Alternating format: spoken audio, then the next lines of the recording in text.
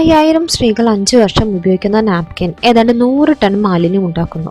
ഇവ എങ്ങനെ സംസ്കരിക്കും? കത്തിച്ചാൽ ആരോഗ്യത്തിന് ഹാനികരം, കുഴിച്ചിട്ടാലോ കുറേ ഭാഗങ്ങൾ ദ്രവിക്കില്ല. അതേസമയം ഒരു കപ്പ് വൃത്തിയായും ശാസ്ത്രീയമായും സൂക്ഷിച്ചാൽ 5 വർഷം വരെ നമുക്കത് ഉപയോഗിക്കാം. മെഡിക്കൽ ഗ്രേഡ് സിലിക്കൺ കൊണ്ട് നിർമ്മിച്ച ആർത്തവ കപ്പ് ആരോഗ്യ പ്രശ്നങ്ങൾ ഉണ്ടാക്കുന്നില്ലെന്ന് ശാസ്ത്രീയമായി തെളിയിക്കപ്പെട്ടിട്ടുള്ളതാണ്.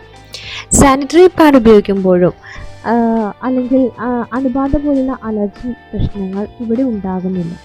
നിശ്ചിത ഇടവേളകളിൽ നമ്മൾ പാഡ് മാറ്റാനും സംസ്കരണത്തിനായി ഇടാനുമുള്ള സൗകര്യം മിക്ക തൊഴിലിടങ്ങളിലും അല്ലെങ്കിൽ വിദ്യാഭ്യാസ സ്ഥാപനങ്ങളിലും ഇല്ല. അതിനാൽ തന്നെ മണിക്കൂറുകളോളം അത് മാറ്റാതിരിക്കുന്നത് ഗർഭാശയ രോഗങ്ങൾക്കും അണുബാധയ്ക്കും കാരണമാകുന്നുണ്ട്. കൂടാതെ തന്നെ ശാരീരികവും മാനസികവുമായ അസ്വസ്ഥതകൾ വേറെ. കപ്പ് അതിനെല്ലാം ഉള്ളൊരു പരിഹാരമാണ്. കായിക രംഗത്തുള്ളവരും ദിവസം മുഴുവൻ ഫീൽഡിൽ ജോലി ചെയ്യുന്നവരും കപ്പാണ് ഇപ്പോൾ കൂടുതലായി തിരഞ്ഞെടുക്കുന്നത്. അപ്പോൾ എങ്ങനെയാണ് മെൻസ്ട്രൽ കപ്പ് യൂസ് ചെയ്യേണ്ടതെന്നും അതെങ്ങനെയാണ് തിരഞ്ഞെടുക്കേണ്ടതും ആഫ്റ്റർ കെയർ എങ്ങനെയാണെന്ന് നമുക്ക് ഇന്നത്തെ വീഡിയോയിലൂടെ നോക്കാം. മെൻസ്ട്രൽ കപ്പ് എങ്ങനെ തിരഞ്ഞെടുക്കാം? ലൈംഗിക ബന്ധത്തിൽ ഏർപ്പെടുകയോ പ്രസവിക്കുകയോ ചെയ്തിട്ടില്ലാത്തവർ സ്മോൾ സൈസിലുള്ള കപ്പ് ഉപയോഗിക്കുന്നതാണ് നല്ലത്. അല്ലാത്ത പക്ഷം കപ്പ് ഉപയോഗിക്കുമ്പോൾ വേദന അനുഭവപ്പെടാം. പ്രസവിച്ചവർ തുടക്കത്തിൽ മീഡിയം സൈസിലുള്ളത് ഉപയോഗിച്ച് നോക്കുക. ലീക്കേജ് ഉണ്ടാകുന്നെങ്കിൽ ലാർജിലേക്ക് മാറുക. സ്ഥിരമായി ലൈംഗിക ബന്ധത്തിൽ ഏർപ്പെടുന്നവർക്ക് സാധാരണഗതിയിൽ മീഡിയം യോജിയാവാറുണ്ട്. ഈ തുടക്കത്തിൽ ഉപയോഗിക്കുമ്പോൾ ചെറിയ അസൗകര്യങ്ങളൊക്കെ നമുക്ക് അനുഭവപ്പെട്ടേക്കാം. ഇത് പരിഹരിക്കാൻ തുടക്കത്തിൽ മാത്രം പാഡും കൂടി ഉപയോഗിച്ച് നോക്കുക. അധികം വൈകാതെ തന്നെ കപ്പ് പരിചിതമാവുകയും നമുക്ക് സൗകര്യപ്രദമാവുകയും ചെയ്യുമെന്നാണ് അനുഭവിച്ചവർ പറയുന്നത്. ഈ തുടക്കത്തിൽ തന്നെ അമിത രക്തസ്രാവമുള്ള ദിവസങ്ങളിൽ നമ്മൾ ഉപയോഗിക്കാതിരിക്കുന്നതാണ് നല്ലത്.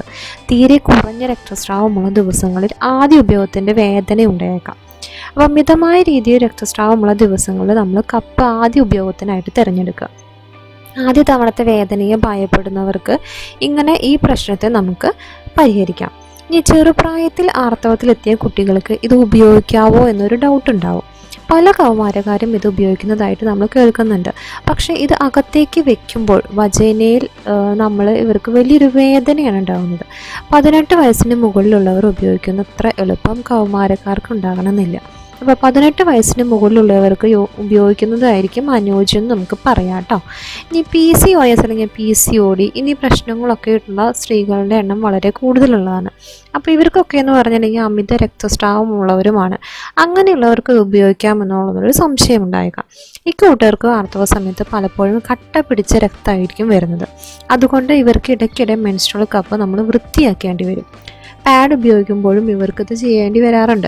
അതുപോലെ തന്നെ ഈ സമയങ്ങളിൽ പാഡ് ഉപയോഗിക്കുമ്പോൾ ഉണ്ടാകുന്ന അസ്വസ്ഥതകൾ കുറയ്ക്കാനും മെൻസ്ട്രൽ കപ്പ് നമുക്ക് ഗുണം ചെയ്യും. ഇനി ഇങ്ങനെ ഉപയോഗിക്കുമ്പോൾ കപ്പ് നിറയുന്നത് നമുക്ക് എങ്ങനെ തിരിച്ചറിയാൻ പറ്റുമെന്ന് നോക്കാം. ഗർഭാശയ മുഖത്തിലൂടെ രക്തം ഇറങ്ങി വരുമ്പോഴാണ് ആർത്തവ രക്തം എത്തുന്നതെന്ന് തിരിച്ചറിയുന്നത്. അത് മെൻസ്ട്രൽ കപ്പ് വയ്ക്കുമ്പോഴും നമുക്ക് അറിയാൻ പറ്റും. രക്തം ഒഴുകി അകത്തിരിക്കുന്ന കപ്പിൽ നിറയുന്നു മാത്രം. തുടക്കത്തിൽ അത് നിറയുന്നത് നമുക്ക് മനസ്സിലാകണമെന്നില്ല. അപ്പോൾ കൃത്യമായ ഇടവേളകളിൽ പരിശോധിക്കാനായിട്ട് ശ്രദ്ധിക്കുക.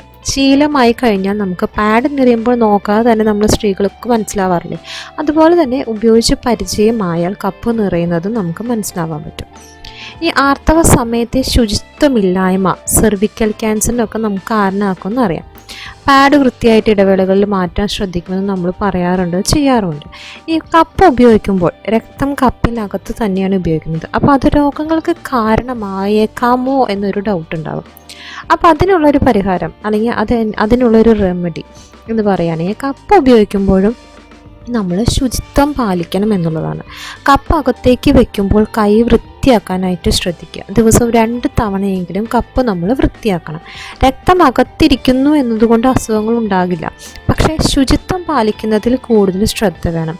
വൃത്തിയാക്കുന്നതിലോ അല്ലെങ്കിൽ സൂക്ഷിക്കുന്നതിലോ ഉപയോഗിക്കുന്നതിലോ ശ്രദ്ധിക്കാതിരുന്നാലാണ് അണുബാധയ്ക്ക് സാധ്യത കൂടുന്നത്.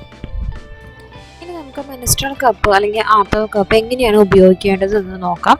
12 മണിക്കൂർ വരെ തുടർച്ചയായി ഉപയോഗിക്കാം. അമിത രക്തസ്രാവം ഉണ്ടെങ്കിൽ 4 മുതൽ 5 മണിക്കൂറിനുവരെ നമുക്ക് കപ്പ് വൃത്തിയാക്കേണ്ടി വരും.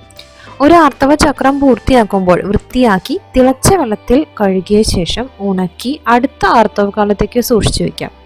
കപ്പ് പുറത്തെടുക്കുന്ന ഓരോ അവസരത്തിലും സോപ്പ് ഉപയോഗിച്ച് കൈകൾ വൃത്തിയാക്കണം. നിലവാരമുള്ള കപ്പുകൾ വാങ്ങാനായിട്ട് നമ്മൾ ശ്രദ്ധിക്കണം. കപ്പ് വൃത്തിയാക്കാൻ വല്ല കെമിക്കൽസ് ഉപയോഗിക്കണോ എന്ന് ചോദിക്കുന്നവരുണ്ട്. അതിൻ്റെ ആവശ്യമില്ല. ചൂടുവെള്ളത്തിൽ നമ്മൾ സ്റ്റെറിലൈസ് ചെയ്താൽ തന്നെ ഇത് വൃത്തിയാകും. സിലിക്കൺ വസ്തുവായതിനാൽ തന്നെ സ്റ്റെറിലൈസ് ചെയ്യുന്നത് കൊണ്ട് ഇതിന് കേടുപാടുകളൊന്നും ഉണ്ടാവില്ല. പീരിയഡ്സിൻ്റെ തുടക്കത്തിലും അവസാനിച്ച ശേഷവും ചൂടുവെള്ളത്തിൽ നമ്മൾ സ്റ്റെറിലൈസ് ചെയ്യണം. വൃത്തിയുള്ള സ്ഥലത്ത് സൂക്ഷിക്കുകയും ചെയ്യണം. ഈ സിലിക്കൺ വസ്തുക്കൾ നമ്മൾ അകത്തിരിക്കുമ്പോൾ ഉണ്ടാകുന്ന മർദ്ദം ഗർഭാശയത്തെ ബാധിക്കുമോ എന്നുള്ളൊരു സംശയം കൂടി ഉണ്ടായിരിക്കാം അല്ലേ. കപ്പ് ഗർഭാശയത്തിൻ്റെ താഴെ ഭാഗത്ത് ഒട്ടിച്ചേർന്നാണ് ഇരിക്കുന്നത്. സാധാരണഗതിയിൽ ഇതുകൊണ്ട് പ്രശ്നങ്ങൾ ഉണ്ടാകില്ല.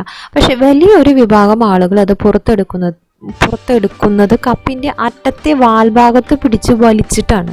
ഇത് നിരന്തരമാകുമ്പോൾ ഈ ഭാഗത്ത് ചെറിയ മുറിവുണ്ടായേക്കാം. അപ്പം ശരിയായ രീതിയിൽ പുറത്തെടുത്താൽ പ്രശ്നങ്ങളൊന്നും ഉണ്ടാവില്ല. നമ്മുടെ തള്ളവിരലും ചൂണ്ടുവിരലും അകത്തേക്കിട്ട് വേണം കപ്പ് പുറത്തെടുക്കാൻ. കാലൽപ്പം ഉയരത്തിൽ കയറ്റി വെച്ച ശേഷം എടുക്കുന്നതായിരിക്കും കൂടുതൽ നല്ലത്. കപ്പ് ഉപയോഗിച്ചാൽ വജൈനൽ ഇൻഫെക്ഷൻ ഉണ്ടാകുമോ എന്ന് ഭയപ്പെടേണ്ട ചിലരുണ്ട്. പക്ഷെ അതൊന്നും ഉണ്ടാവില്ല. ഇനി ഇതിൻ്റെ എക്കണോമിക്കൽ സൈഡ് നോക്കുകയാണെങ്കിൽ ഭേദപ്പെട്ട സാനിറ്ററി നാപ്കിൻ നമുക്ക് വാങ്ങാൻ സ്ത്രീകൾക്ക് പ്രതിമാസം ശരാശരി ഒരു 200 രൂപ ചിലവിടുന്നുണ്ട്. അപ്പോൾ ഒരു വർഷം നോക്കുകയാണെങ്കിൽ 2400 രൂപ. വീട്ടിൽ 2 പേർ ഉപയോഗിക്കുന്നുണ്ടെങ്കിൽ വാർഷിക ചെലവ് 4500 രൂപ. 5 വർഷത്തേക്ക് 24,000 രൂപ. കപ്പാണെങ്കിൽ ഒന്നിന് 500 രൂപയിൽ താഴെ വിലയാണ് ഉള്ളത്. അപ്പോൾ 5 വർഷത്തേക്ക് ഇരുവർക്കും കൂടി 2 എണ്ണം ചിലവെന്ന് പറയുന്നത് 1000 രൂപ. അപ്പോൾ നമുക്ക് ലാഭം എത്രയും 23,000 രൂപ. അപ്പോൾ ഈ വീഡിയോ നിങ്ങൾക്ക് യൂസ്ഫുൾ ആയെന്ന് കരുതുന്നു. മെൻസ്ട്രൽ കപ്പ് ഉപയോഗിക്കാനായിട്ട് പേടിയുള്ളവർക്ക് ഇതെല്ലാം മനസ്സിലാക്കിക്കൊണ്ട് നമുക്കൊരു മീഡിയം ആണോ ലാർജ് സൈസ് ആണോ വേണ്ടത് എന്ന് മനസ്സിലാക്കിയതിന് ശേഷം നല്ലൊരു ക്വാളിറ്റി കപ്പ് വാങ്ങി ഉപയോഗിച്ച് നോക്കാവുന്നതാണ്. ചില കാര്യങ്ങളൊക്കെ ശ്രദ്ധിക്കുക. അതായത് നമ്മൾ സെലക്ട് ചെയ്യുന്ന സൈസ്, സ്റ്റെറിലൈസ് ചെയ്യുന്ന രീതി, ഇത് വെക്കുന്ന രീതി, റിമൂവ് ചെയ്യുന്ന രീതി, ഇതെല്ലാം ശ്രദ്ധിച്ചു കഴിഞ്ഞിട്ടുണ്ടെങ്കിൽ നമുക്ക് എക്കണോമിക്കൽ ഫ്രണ്ട്ലി ആണ്. അതുപോലെ തന്നെ നമുക്ക് യൂസ് ചെയ്യാനും വെരി കംഫർട്ടബിൾ ആണ് പാഡിനെ അപേക്ഷിച്ച്. അപ്പോൾ ഈ വീഡിയോ നിങ്ങൾക്ക് യൂസ്ഫുൾ ആയെന്ന് കരുതുന്നു. ഇനിയും ഇതുപോലുള്ള മെഡിക്കൽ റിലേറ്റഡ് ആയിട്ടുള്ള ടോപ്പിക്സുകൾ കിട്ടാൻ നമ്മുടെ വ്യാജ വ്യൂസ് ഒന്ന് സബ്സ്ക്രൈബ് ചെയ്യുക. അപ്പോൾ ഞാൻ അപ്ലോഡ് ചെയ്യുന്ന വീഡിയോസുകളെല്ലാം തന്നെ നിങ്ങൾക്ക് നോട്ടിഫിക്കേഷനായി ലഭിക്കുന്നതായിരിക്കും.